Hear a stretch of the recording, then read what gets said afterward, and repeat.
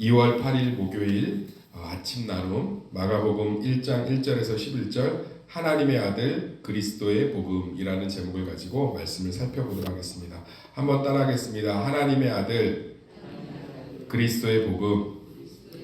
자, 마가복음은 아주 그 4개의 복음서 중에서 제일 처음에 기록된 복음서입니다.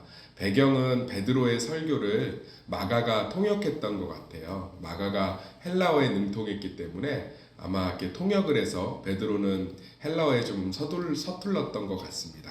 통역을 하다 보니까 베드로의 설교를 거의 다 외웠던 것 같아요. 베드로가 순교한 후에 십자가에 거꾸로 달려서 문헌에 보면 예수님은 십자가에 온전히 달리셨는데 내가 어찌 그 십자가에 온전히 달리겠느냐 그래서 거꾸로 달려서 죽었다는 문헌이 있는데, 십자가에 거꾸로 달려서 베드로가 순교한 이후에 이제 예수님의 이야기를 전해줄 사람이 없잖아요.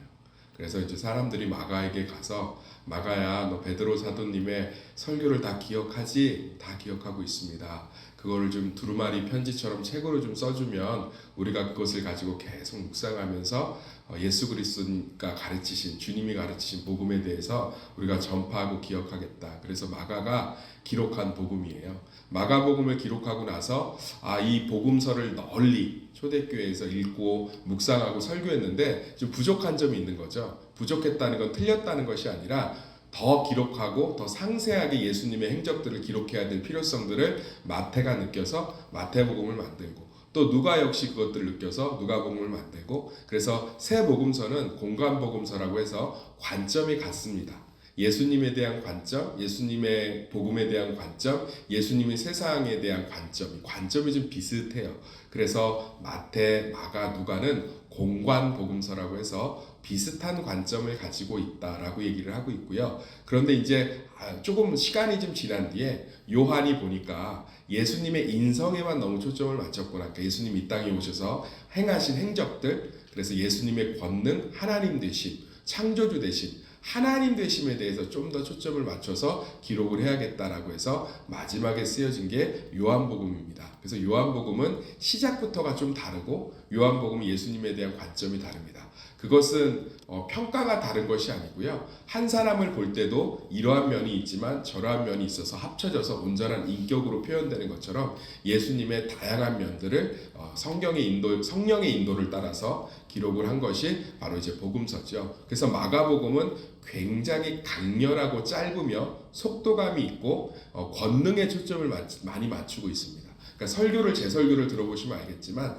이렇게 강렬하고 무언가 속도감이 있고 이렇게 될 수밖에 없잖아요. 그래서 마가복음은 읽을 때 보면 굉장히 우리에게 은혜가 되고 놀라운, 또 우리 안에 있는 복음의 능력들을 잘 말해주는 게 마가의 이 복음의 특징입니다. 그래서 오늘 첫 번째로 바로 이제 마가복음이 얘기해주고 있는 것이 뭐냐면 1절 한번 읽어보겠습니다. 시작. 하나님의 아들 예수 그리스도의 복음의 시작이라. 이 복음이라는 단어, 굿뉴스라는 단어가 우리에게는 아주 익숙한 단어죠. 심지어 잼으로도 나오잖아요. 보금자리 이렇게 해서 잼으로도 나오는데 그만큼 이제 우리에게 복음이라는 게 익숙해졌는데, 사실은 이 복음이라는 것의 어원은 로마 황제가 바뀌면 이 나팔수들이 나팔을 부는 것을 복음이라고 했습니다. 그러니까 로마는 황제가 통치하는 시기에 황제가 바뀌면 그동안 전임 황제가 잘못했던 것들을 새롭게 바꾸거나 구속되었던 사람들을 풀어주거나 노예와 노비들을 자유롭게 해주거나 무언가 억눌렸던 세금 정책을 조금 완화하게 해주거나 하는 굉장히 이렇게 선정을 베푸는 시기가 있어요. 그러니까 이 황제가, 우리나라는 대통령이 5년마다 바뀌니까 조금 못해도 5년을 참고 뭐 이렇게 하는데, 이 로마 시대는 황제가 죽을 때까지 황제잖아요. 그러니까 결국은 이제 언제 황제가 바뀔지 몰라요.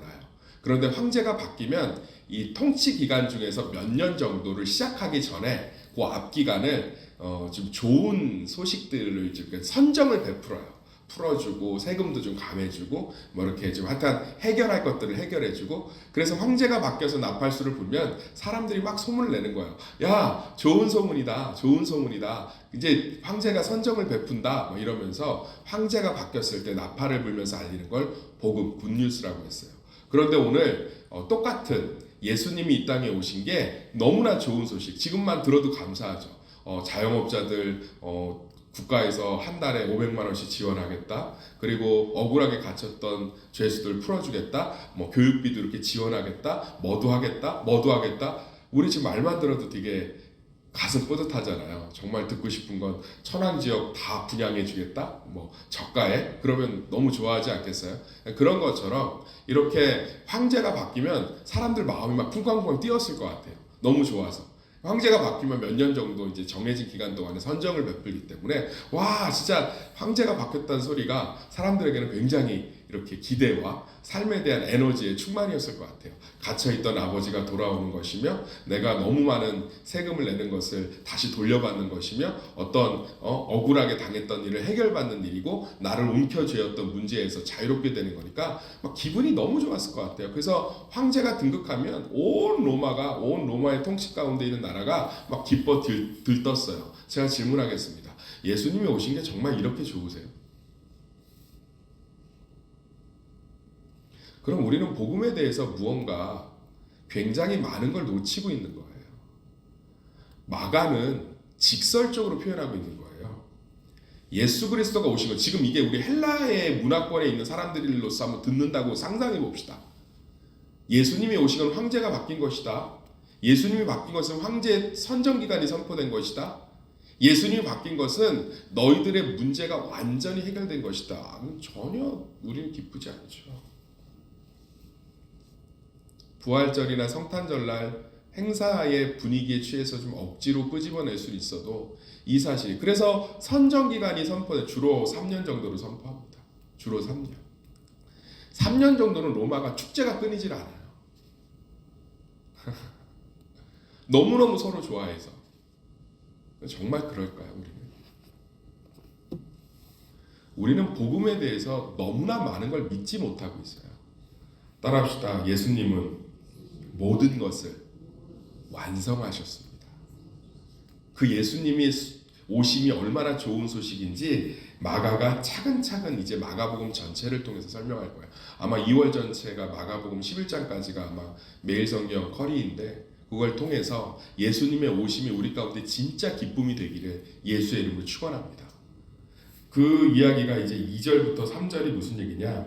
2절 3절이 선지자 이사야의 글을 보라 광야에 외치는 자의 소리가 왔다는 거예요. 이게 무슨 얘기냐면 하나님의 말씀이 성취되었다는 거예요. 그럼 하나님의 말씀이 무엇이길래 이렇게 기뻐할 수 있느냐? 이루어졌다는 것이 그것이 4절부터 8절까지 쭉 설명하고 있습니다. 그것이 세례 요한이 왔다는 거예요. 세례 요한이 왔다는 건 하나님이 비로소 우리에게 사자를 보내어서 하나님과 우리 사이가 회복되기 시작했다는 거죠. 말라기 선지자를 끝으로 하나님은 400년 정도 침묵하셨어요. 이스라엘 백성들이 어떤 기도를 해도 응답하지 않으셨고 이스라엘 백성들의 어떠한 고난도 돌보지 않으셨어요. 하나님은 작정하고 400년을 침묵하셨어요. 그러면서 이제 이사야 선지자의 예언대로 하나님의 사람이 이 땅에 오는데 그게 바로 세례 요한입니다. 우리가 예수님의 오심이 기쁜 소식이 될 수 있는 것은 하나님이 우리 삶에 대한 반응이 시작된 것입니다. 이것이 우리에게 기쁜 소식이 되기를 소망합니다. 하나님이 우리 삶을 내버려 두지 않는다는 거예요. 그러니까 400년 동안 내버려 두셨다고요. 그런데 이제 이사야 선지자의 말이 성취되어서 세례 요한이 온 거예요. 이것은 하나님이 이제는 우리를 흑암에 두지 않고 우리를 절망에 두지 않고 사망의 음침한 골짜기에 두지 않고 그 문제 가운데 두지 않고 그 상황에 두지 않고 지금 내 연약한 모습에 머물러 있게 하지 않고 지금 내 부족한 모습에 머물러 있게 하지 않고 하나님이 이제 반응을 보이시고 함께하기 시작했다는 거예요. 이게 영원히 우리 가운데 있는 줄 믿습니다. 기쁘지 않으세요? 제가 성도들하고 얘기하면 제 마음 같지 않아서 외로울 때가 좀 있어요. 목회자의 마음을 온전히 이해해주지 못하는 것 같아서 물론 다 어떻게 이해하겠어요. 저도 성도님들의 마음 다 이해 못해요.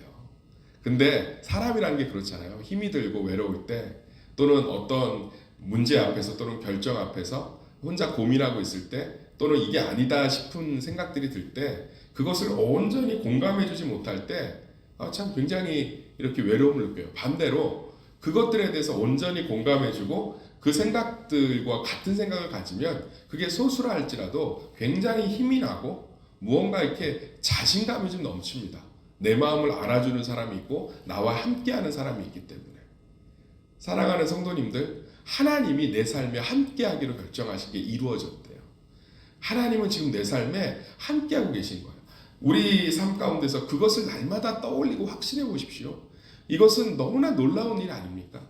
하나님께서 지금 내 모습과 함께하고 있고, 하나님께서 이 모든 상황을 함께하고 계시고, 하나님이 이 모든 것들을 주관하고 계시고, 이것들을 믿고 받아들이는 것이 신앙인 줄 믿습니다.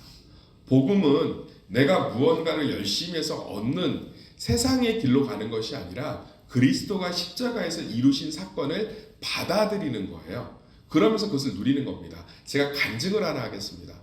청년부 수련회가 주일하고 월요일 있었죠. 주일 저녁 집회를 잘 잡지 않아요. 굉장히 피곤합니다. 주일날 오전 2부 예배가 끝나면 재정팀은 알겠지만 제가 거의 탈진을 해요. 그것은 나름대로 최선을 다해서 강단을 섬기기 때문이죠. 새벽부터 시작해서 오후 예배까지 온전히 말씀을 쏟고 나면 제 안에 정말 남은 에너지가 한 개도 없어요. 그래서 주일 청년부 수련회와 월요일 또 쉬는 날이잖아요. 그날 청년부 저녁 집회를 섬기는 게 저에게는 육적으로, 영적으로, 정신적으로 굉장히 고단했습니다. 그래서 정말 온전한 모습으로 섬기기보다는 전적으로 하나님의 은혜를 의지해서 섬길 수밖에 없었어요.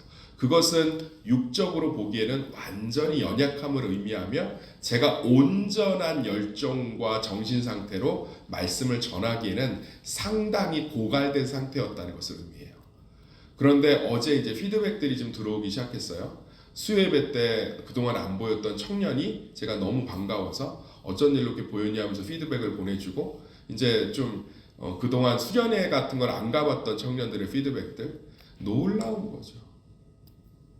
하나님은 제가 체력이 짱짱하고 기력이 짱짱해서 모든 것들을 청명하게 설교할 수 있는 그런 최고의 상태에서 줄 수 있는 열매들을 주고 계셨어요. 할렐루야. 제 연약함을 함께하고 계신 거죠.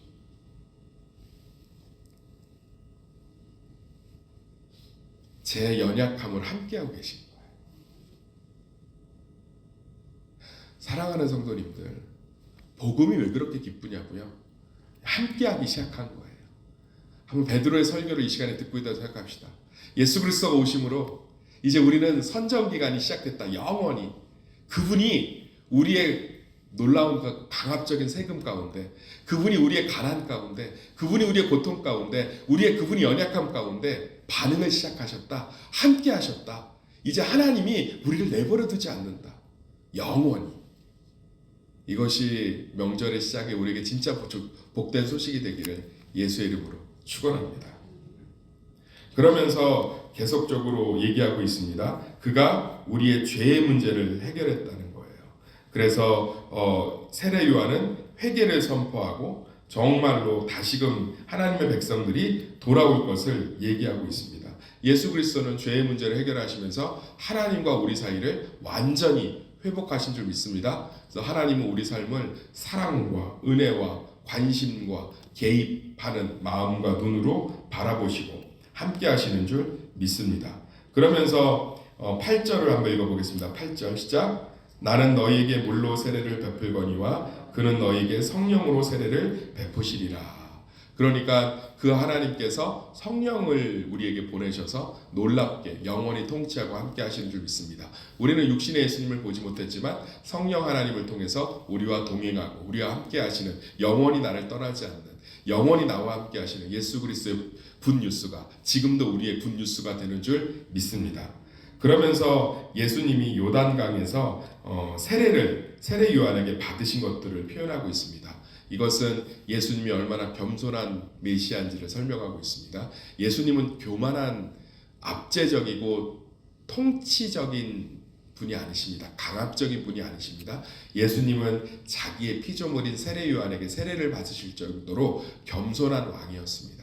겸손한 왕이 우리를 대한다고 생각해 보세요. 얼마나 그것이 아름답고 복됩니까? 기다려주시고 함께 하시며 도와주시고 격려하시고 그 예수님을 바라본다면 실수한다고 그렇게 힘들어하지 않을 거예요. 내가 부족하다고 그렇게 절망하지 않을 거예요. 수많은 변명과 좌절로 나를 포장하려 하지 않을 거예요. 그런 내 모습을 위해서 예수님이 오신 거니까. 세례요한이 얘기하잖아요. 내가 신들 베풀기도 감당하기 어렵다. 어찌하여 나에게 세례를 받으시려 하느냐. 예수님 뭐라고 합니까? 내게 세례를 주어라. 그렇지 않으면 내가 너와 내가 상관이 없다. 내가 너에게 세례를 받겠다.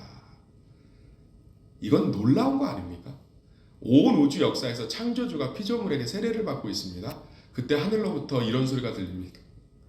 이는 내 사랑하는 아들이라 내가 기뻐하노라. 그 모습을 기뻐한대요, 하나님이. 예수님은 온전히 하나님을 기뻐하게 하기 위해 살다 가신 줄 믿습니다. 그러면 지금도 하나님 우편에서 겸손의 왕으로 우리를 중보하시는 줄 믿습니다. 나를 중보하실 분이 계시는데, 나를 중재하실 분이 계시는데 무엇이 그렇게 두렵고 염려되며 약하고 아프고 절망하고 가시도 치고 숨어버리고, 이 겸손의 왕이 나와 함께 하시는 줄 믿습니다. 어떤 분들이 저에게 얘기합니다. 목사님 생각보다 강단이 있고 중심을 잘 잡으시고 순간순간 이렇게 보면 잘 교통정리도 해주시고 저 정이 많고요. 마음이 여려요. 그런데 제가 그러한 좀 성숙한 중심축의 역할들이 보이는 것은 제가 그래서가 아니고요. 그리스도 예수의 함께하심, 중보하심, 내 모든 것과 함께하시고 알고 계심을 믿기 때문에, 그것을 바라보기 때문에 담대한 것입니다. 사랑하는 성도님들, 예수님의 오심이 굿뉴스, 기쁜 소식, 진짜 복음이 되길 소망합니다. 그리고 앞으로 마가복음 11장을 통해서 정말 예수님이 오신 게 얼마나 기쁜 소식인지 그것들이 경험되어지고 깨달아지시기를 예수의 이름으로 축원합니다.